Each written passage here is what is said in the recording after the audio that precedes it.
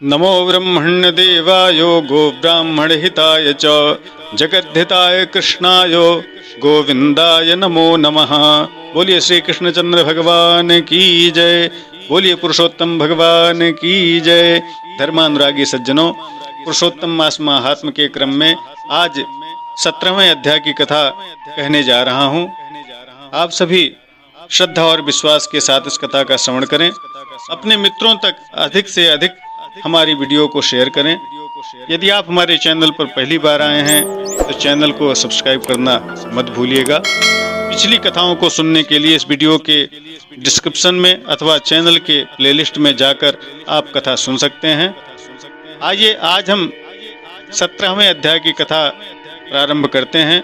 बोलिए वृंदावन बिहारी लाल की जय।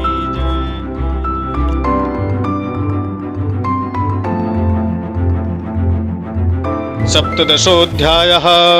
नारद उवाच तथा किमभवत्तस्य प्रबुद्धस्य महीपते तन्मे वद कृपासिन्धो शृण्वतां पापनाशनं। श्रीनारायण उवाच स्वकीयश्चरितं श्रुत्वा प्राक्तनं चकिताननं राजानं पुनरेवाह वाल्मीका श्रवणोत्सुकम्।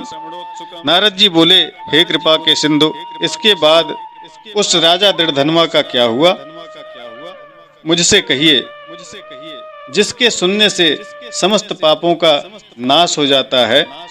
ऐसी कथा को आप हमें जल्द से जल्द सुनाइए।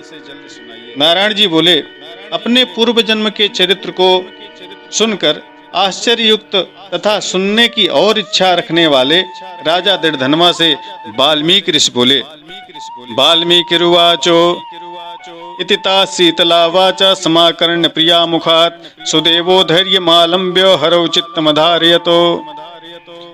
वाल्मीकि मुनि ने कहा, इस तरह से अपनी स्त्री के मुख से शीतल वाणी को सुनकर सुदेव शर्मा ब्राह्मण धैर्य धारण करके हरि भगवान में चित्त लगाता हुआ अपने कार्य में लग गया। दीर्घ श्वास लेकर दीन मुख सुदेव शर्मा जो होने वाला वह होगा ही ऐसा मन में निश्चय करके पुष्प समिधा आदि लेने के लिए वन को चला गया। इस प्रकार से बहुत सा समय बीत गया। किसी दिन समिधा कुश फल पुष्प आदि लेने के लिए वह वन को गया। वहां जाकर सुदेव शर्मा मन में हरि भगवान के चरण कमलों का ध्यान करने लगा। सुदेवो मनसाध्यायन हरे पद सरोरुहम तस्मिन्नेव दिने गच्छत वापीम सूनु सहृद्वतः प्रविश्य वापीम चिक्रीडे वैश्य सहवारिणी जलयंत्रैच पनवारी बालकेषु सुमयन मुहु। उसका लड़का सुखदेव अपने मित्रों के साथ बावली की तरफ चला गया।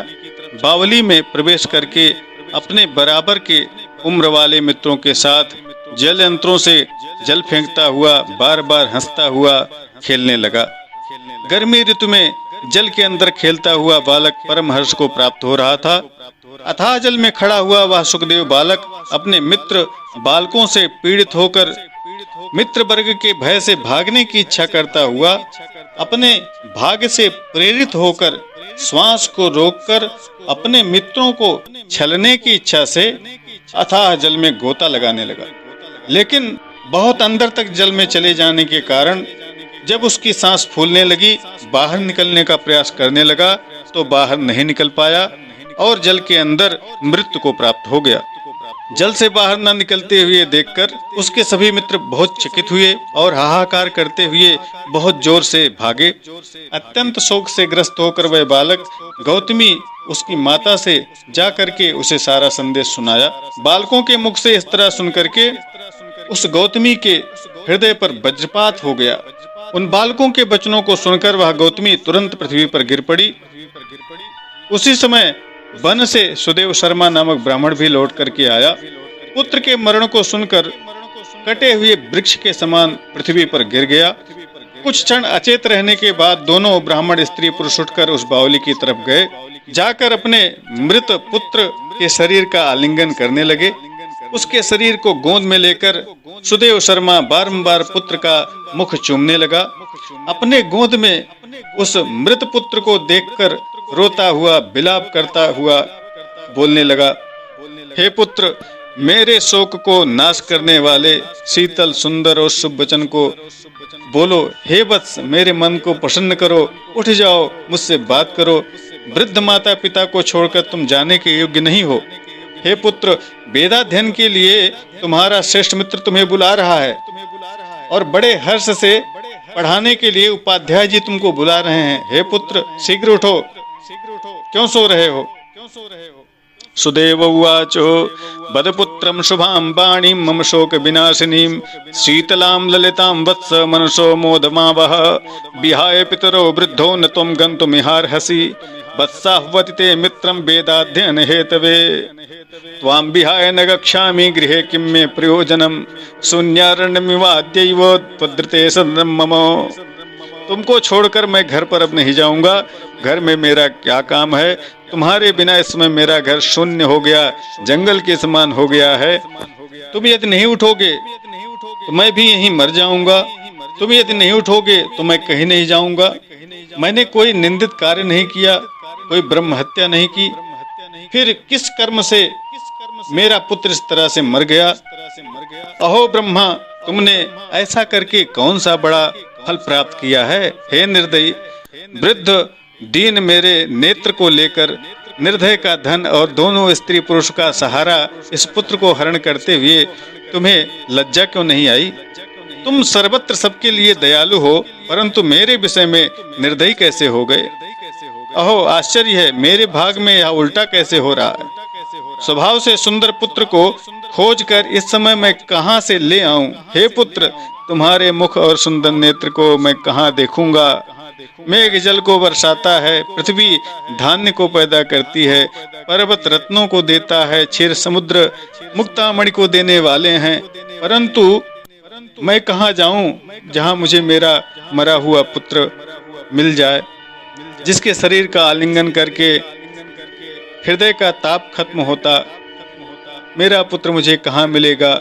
हे वत्स, तुम एक बार शीघ्र उठ जाओ, कुछ मुझसे बात करो। तुम्हारी माता सारी लज्जा छोड़कर चील पक्षी के समान विलाप कर रही है। हे पुत्र, उसको देखकर तुमको दया नहीं आती?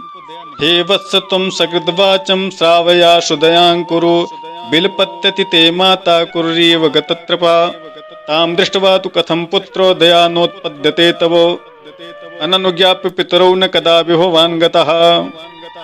माता पिता की आज्ञा बिना तुम कहीं नहीं गए। हे पुत्र, हम दोनों से बिना पूछे तुम उस मार्ग में क्यों गए? अब मैं किसके वेदाध्ययन की वाणी को सुनूंगा? हे वत्स, आज तुम्हारे और तुम्हारे मनोहर मधुर वचन के स्मरण से मेरा हृदय टुकड़ा टुकड़ा हो रहा है, क्योंकि मेरा हृदय लोहे के समान है। हे वत्स, आज तुम्हारे मनोहर मधुर वचन के स्मरण से मेरा हृदय क्यों नहीं टूटकर अलग अलग हो जा रहा है? हे कौशलेंद्र, राजा दशरथ तुमको हम धन्य मानते हैं, क्योंकि रामचंद्र के बन जाने पर पुत्र के ताप से दग्ध प्राणों को आप नहीं रख सके, परंतु पुत्र के मर जाने पर भी जीवित रहने वाले मुझको धिक्कार है। हे गोविंद, हे विष्णु, हे यदुनाथ, हे नाथ, हे रुक्मिणी के प्राणपति, हे मुरारी, हे दीनों पर दया करने वाले, हे दयालु, पुत्र रूप अग्नि के ताप से मेरी रक्षा कीजिए। मन्ने सुधन्यम किल कौशलेन्द्रम यह काननम दाशरथो प्रयाते दधारणो सून सुततापदग्धो दिग्माम सुतस्य प्रलयेप्यनष्टम गोविंद विष्णु यदुनाथ नाथ श्री रुक्मिणी प्राणपते मुरारे दीनानुकंपिन भगवन् दयालो मां पाहि पुत्रा नलतापतप्तम देवाधिदेवाखिल लोकनाथ गोपाल गोपीश रथांग पाणे कलिंद कन्या विषदोषहानि मां पाहि पुत्रा नलतापतप्तम। हे समस्त लोकों के नाथ, हे गोपाल, हे गोपीश, हे चक्र को हाथ में धारण करने वाले, हे जमुना के विषदोष को हरने वाले, पुत्र रूपी अग्नि के ताप से मेरी रक्षा करिए। हे बैकुंठ के वासी विष्णु, हे नरकासुर के नाशक, हे चराचर जगत के आधार, हे संसार रूप समुद्र से पार कराने वाले जहाज रूप अर्थात समुद्र से पार उतारने वाले, हे ब्रह्मादि देवता में नमस्कृत चरण पीठ वाले, पुत्र ताप अग्नि से तप्त मेरी रक्षा करिए। हमारे समान सठ दूसरा कोई नहीं है। जो मैंने देवकी पुत्र श्री कृष्णचंद्र के वचनों का उल्लंघन कर पुत्र में दुराशा की। कौन अभागा पुरुष भाग्य में न रहने वाली वस्तु को प्राप्त करने की इच्छा रख सकता है। श्री बृहन्नारदीय पुराणे पुरुषोत्तम मास माहात्म्ये श्री नारायण नारद संवादे दृढ़धन्वोपाख्याने सुदेव विलापो नाम सप्तदशोऽध्यायः। बोलो वृंदावन बिहारी लाल की जय। इस तरह से पुरुषोत्तम मास महात्म्य के नर नारायण संवाद से दृढ़धन्वा उपाख्यान में सुदेव के विलाप करने के नाम से यह 17वां अध्याय संपन्न हुआ। आगे की कथा हम अगली वीडियो में आपको सुनाएंगे। आप हमारे चैनल को सब्सक्राइब, लाइक, शेयर, कमेंट करना मत भूलिएगा।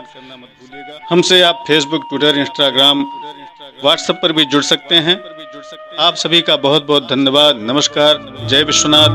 ओम नमो भगवते वासुदेवाय।